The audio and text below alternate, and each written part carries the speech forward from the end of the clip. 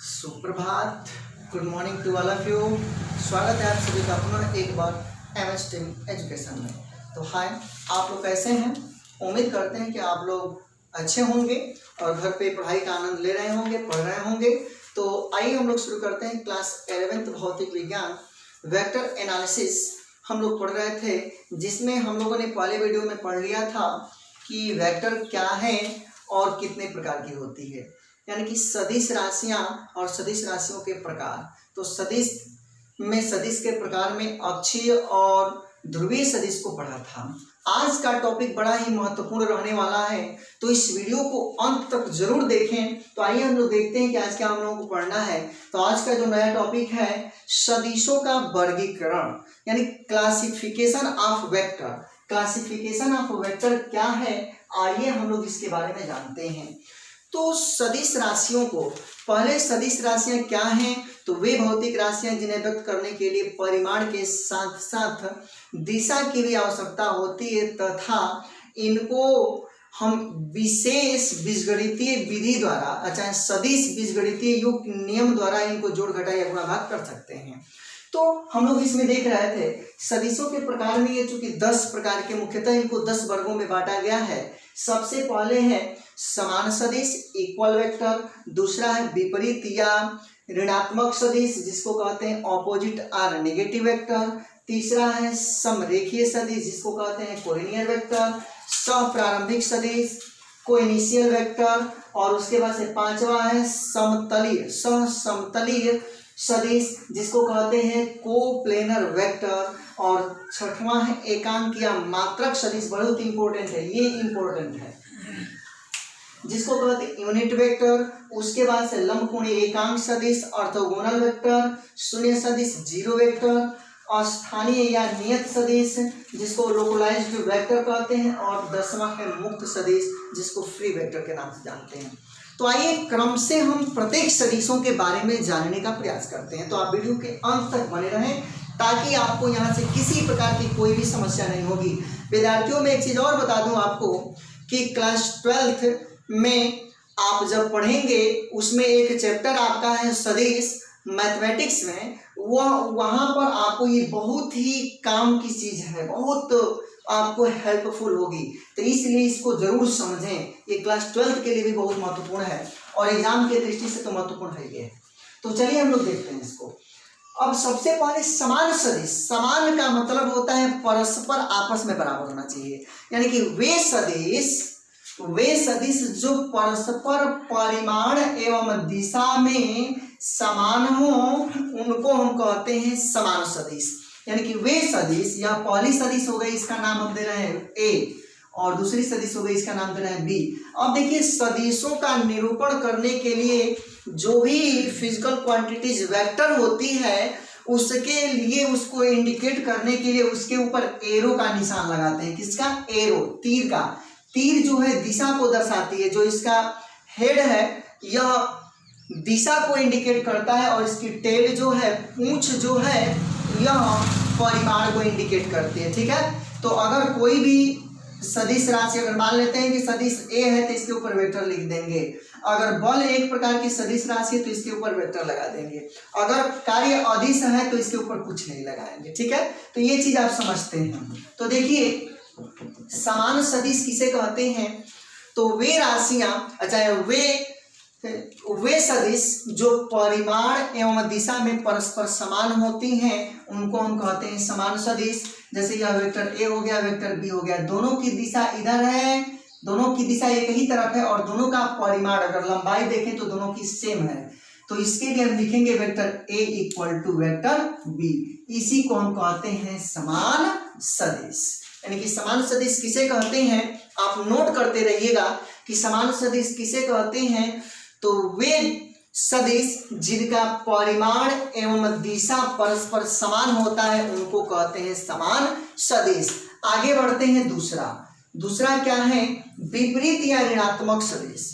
विपरीत या ऋणात्मक सदिश। तो विपरीत या ऋणात्मक से मतलब यह है कि ये परस्पर अपोजिट होने चाहिए, विपरीत में होना चाहिए। तो हम ऐसे कहें कि वे सदिश जो परिमाण में बराबर परंतु दिशा में विपरीत हो, यानी कि वे सदिश जो परिमाण में बराबर, यानी कि दोनों की लंबाई तो बराबर है परंतु एक की दिशा इधर और दूसरे की दिशा इधर है, तो इसको हम लोग लिखेंगे वेक्टर ए, और इसको अगर हम दर्शा दें वेक्टर बी, तो यहाँ पर vector A is not equal vector B लिखेंगे, या अगर इक्वल के रूप में लिखना चाहेंगे तो ऐसे भी लिख सकते हैं कि vector A is equal to, अब देखिए सदिशों का नियम होता है अगर उसकी दिशा को बदलते हैं तो निगेटिव चिन्ह लगा देंगे, अगर इसको इधर इस डायरेक्शन को इधर दिखाएंगे तो ये बी क्या हो जाएगा माइनस, तो इसको लिख सकते हैं vector A is equal to minus vector B होता है। ठीक, तो समान सदिश में वेक्टर ए बराबर बी होता है और असमान में क्या होता है vector A is equal to minus vector B. तो हम लोगों ने दूसरा भी देख लिया कि विपरीत या ऋणात्मक सदिश क्या होती है। अब देख लेते हैं हम लोग तीसरा जो है, यह तीसरा जो सदिश है समरेखीय सदिश। समरेखीय सदिश किसे कहते हैं, तो वे समान या असमान सदिश, ध्यान से सुनिएगा, समरेखीय सदिश में सम माने समान और रेखीय माने एक ही दिशा में, यानी कि वे समान या असमान परिमाण के सदिश, वे समान या असमान परिमाण के वे सदिश जो एक ही, जो परस्पर समानांतर दिशा में प्रदर्शित हो, यानी कि एक ही दिशा में अगर दर्शाए जाए तो उनको हम कहते हैं समरेखीय सदिश। जैसे अगर हम इसको इंडिकेट करना चाहें तो अगर हम ले लें वेक्टर ए और एक और कोई सदिश ले लें, यह आपका हो गया वेक्टर बी। देखिए यह क्या है, असमान सदिश है। अगर और हम सदिश ले लें, चलिए इसकी डायरेक्शन को बदल देते हैं इधर की तरफ, तो हम क्या देख रहे हैं, ये तो दोनों समान सदिश है लेकिन ये दोनों क्या है, ये असमान सदिश हैं। तो वे समान या असमान सदिश जो एक ही दिशा में प्रदर्शित हों तो उनको हम कहते हैं समरेखीय सदिश। माने एक ही दिशा को प्रदर्शित करें, एक ही दिशा में चलें तो उनको हम समरेखीय सदिश कहेंगे। तो ये हम क्या देख रहे हैं, इसको भी वेक्टर ए और वेक्टर बी अगर दर्शाएं तो हम देख रहे हैं कि परस्पर ये क्या है, समानांतर है, यानी कि वे सदिश जो वे समान या असमान परिमाण के सदिश जो परस्पर समानांतर हो उनको हम कहते हैं समरेखीय सदिश। तो ये आपके समरेखीय सदिश भी हो गया। तो हम लोगों ने 3 प्रकार की सदिशों को देख लिया। तो मुझे उम्मीद है कि आप लोगों को ये समझ में आया होगा, आप इसको नोट भी कर रहे होंगे हमारे साथ साथ। तो चलिए आगे हम लोग बढ़ते हैं, चौथी सदिश को देखते हैं। इस चौथी सदिश का नाम है सह प्रारंभिक सदिश। सह प्रारंभिक यानी कि वे सदिश जिनका प्रारंभिक बिंदु एक हो, यानी एक ही बिंदु से निकलती हो, उनको कहते हैं सह प्रारंभिक सदिश। यानी कि वे सदिश जिनका प्रारंभिक बिंदु एक हो, यानी कि एक ही पॉइंट से सभी सदिशें निकलें। जैसे यह सदिश ए हो, यह सदिश बी हो, यह सदिश मान लीजिए कि सी हो, ठीक है। तो हम क्या देख रहे हैं कि इसी बिंदु ओ से ये सारी सदिशें निकल रही हैं।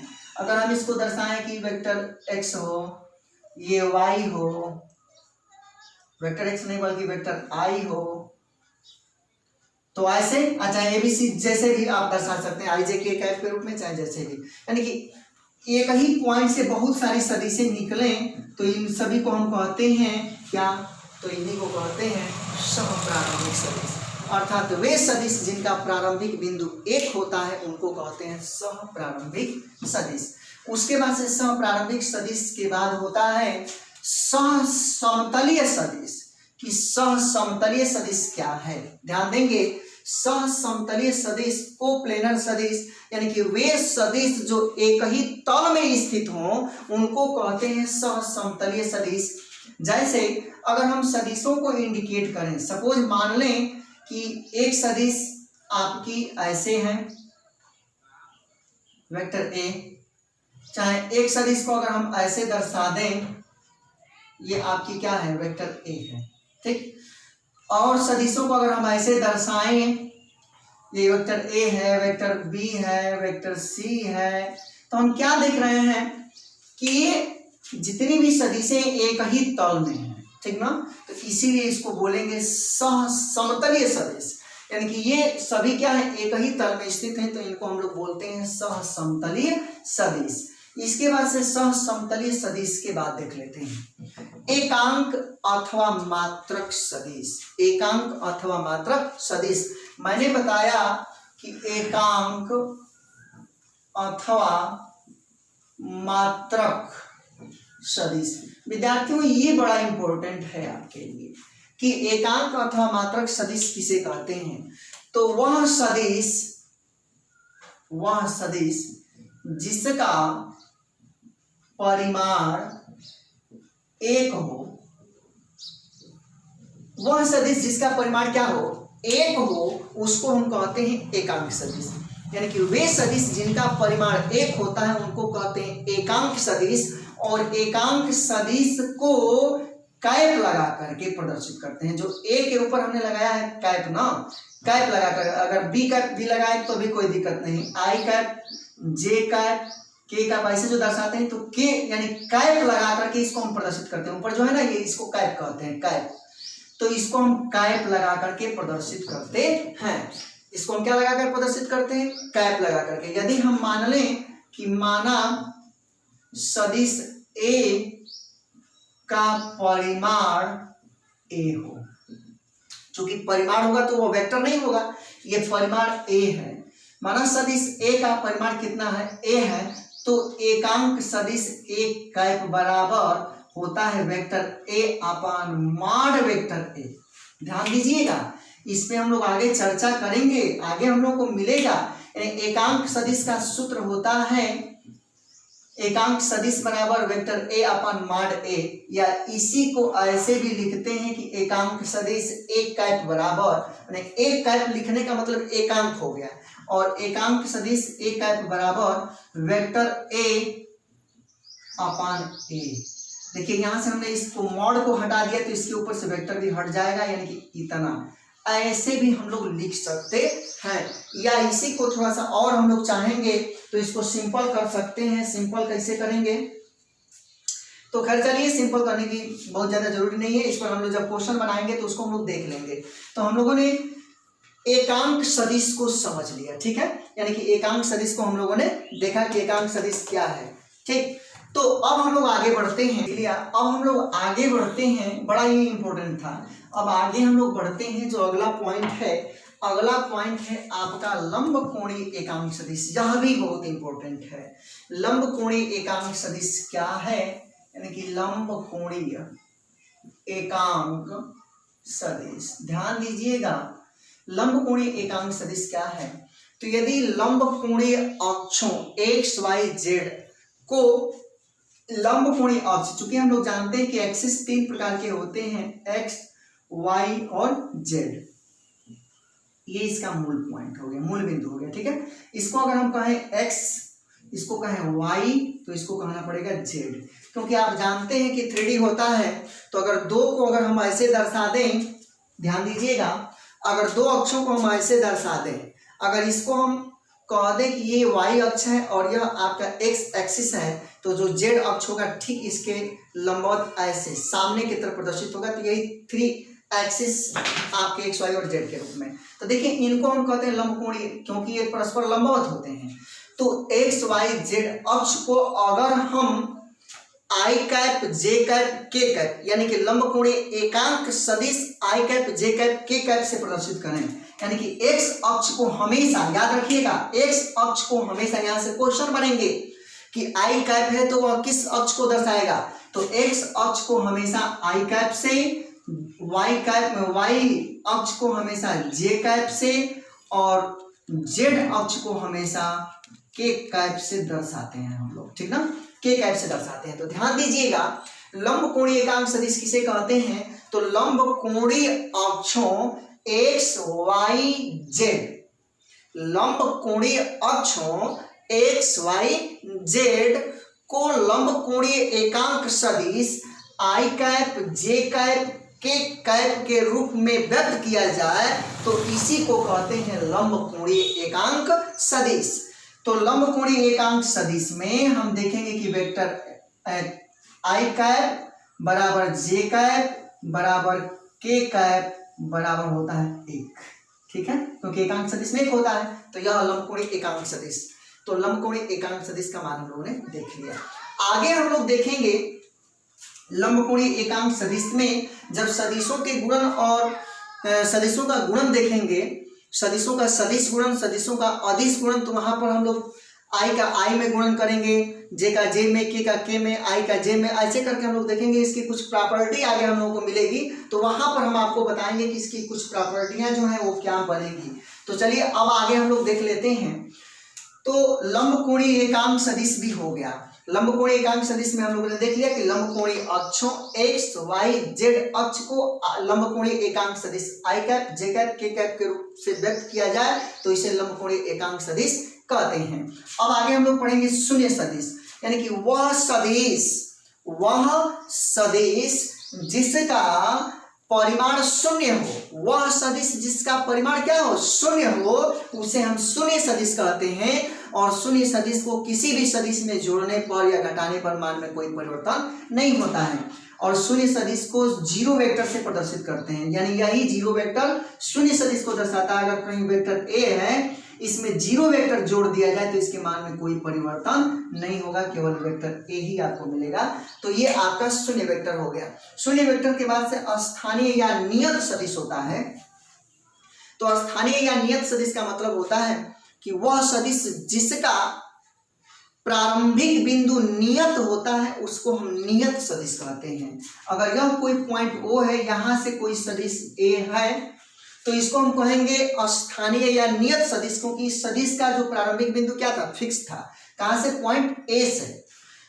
अब देखिए स्थानीय या नियत सदिश के बाद जो अगला है मुक्त सदिश, फ्री वेक्टर, यानी कि वह सदिश जिसका प्रारंभिक बिंदु नियत नहीं होता है उसको हम कहते हैं मुक्त सदिश। जैसे अगर कहीं पर भी हम सदिश को दर्शा दें, अगर वेक्टर ए, तो यह सदिश क्या है, आपकी यह मुक्त सदिश है। अभी इसको यहाँ रखे हैं, अभी यहाँ रख देंगे, अभी इसको यहाँ रख देंगे, तो ये क्या है, नियत सदिश है, सॉरी यह मुक्त सदिश है। लेकिन इस सदिश को हमेशा यहीं पर रखेंगे क्योंकि यह पॉइंट इसका दिया है ओ।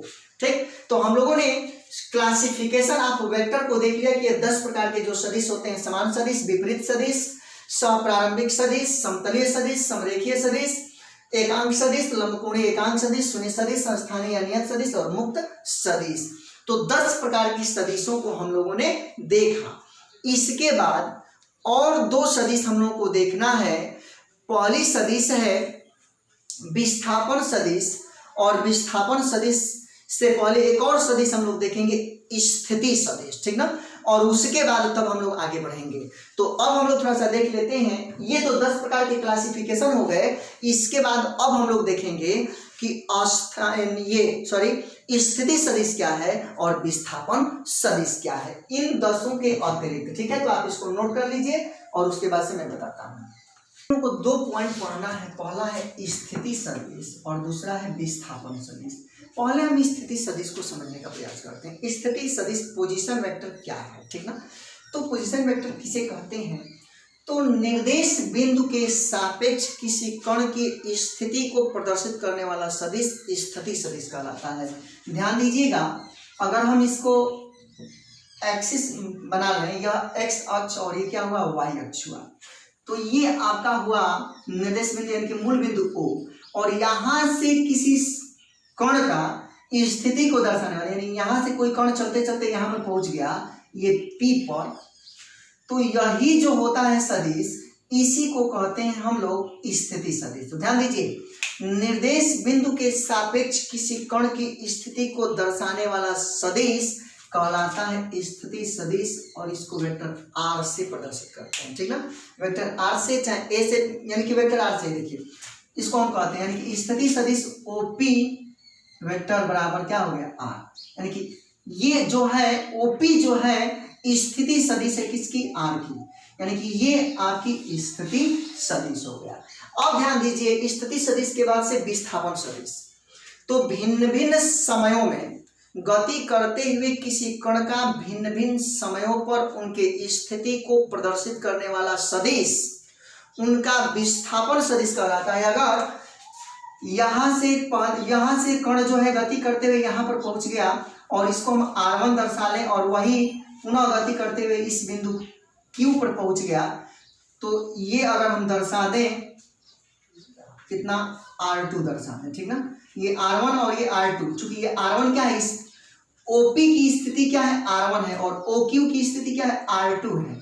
तो विस्थापन सदिश कितना होगा, तो इन दोनों का अंतर कितना है, यही ना है, तो इसी को हम R कहेंगे। तो देखिए विस्थापन सदिश PQ बराबर होता है, PQ बराबर PQ, इसको हम कहेंगे विस्थापन सदिश। और इसका एक फैक्ट समझिए, विस्थापन सदिश में PQ है तो हमेशा अंतिम वाले में से पहले को घटाएंगे, माने Q वाले में से किसको घटाएंगे, P को घटाएंगे। तो Q वाले का मान क्या है, देखिए OQ है, और OQ माइनस क्या करेंगे, OP करेंगे, यानी OQ माइनस OP। और इसको हम PQ को क्या लिख रहे हैं, वेक्टर R लिख रहे हैं, और OQ को क्या लिखे हैं, OQ माने कितना, इसकी स्थिति माने R2, तो R2 माइनस R1, ये आपकी स्थिति सदिश हो गई, विस्थापन सदिश हो गई। अब देखिए अगर आपसे कहीं कह दे कि सदिश A बराबर कुछ दिया है और सदिश B बराबर भी आपको कुछ दिया है, इस पर क्वेश्चन हम लोग देखेंगे, और कह दे कि वेक्टर AB बताओ, वेक्टर AB बताओ, तो वेक्टर AB का मतलब कि विस्थापन सदिश पूछ रहा है, और विस्थापन सदिश AB कहाँ है, तो वेक्टर B माइनस क्या निकालेंगे, वेक्टर A। अगर कहीं पर वेक्टर BA दे दिया है, इसका मतलब कि वेक्टर A माइनस क्या निकालना है, B निकालना है। जो सदिश A दी रहेगी उसमें से B को घटा देंगे, ठीक। तो इस तरीके से हम लोगों ने स्थिति सदिश और विस्थापन सदिश को भी समझा, ठीक। तो अब हम लोग पढ़ेंगे सदिश, दो सदिश योग का नियम, यानी कि दो सदिशों को जोड़ने का नियम। अब दो सदिशों को जोड़ने के 3 नियम हैं, चूंकि दो सदिशों को जोड़ने के 2 प्रकार के नियम हैं। 2 प्रकार के नियम में पहला है, दो सदिशों के जोड़ने के नियम 2 प्रकार के हैं। पहला है 2 सदिशों को जोड़ने का नियम, और दूसरा है 2 से अधिक सदिशों को जोड़ने का नियम। 2 सदिशों को जोड़ने का नियम जो है 2 प्रकार का होता है, सदिश योग का त्रिभुज नियम, और दूसरा होता है सदिश योग का समांतर चतुर्भुज नियम। और 2 से अधिक सदिशों को जोड़ने के लिए सदिश योग का बहुभुज नियम जो है उसको लगा करके हम लोग देखेंगे।